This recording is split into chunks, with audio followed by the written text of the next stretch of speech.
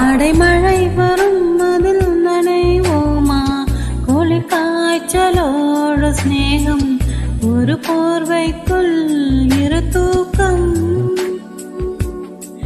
குலு குலு பொய்கள் சொல்லி என்னை வெல்வாய், அதை தெரிந்தும் கூட அன்பே மனம் அதையேதான் எதிர்பார்க்கும்.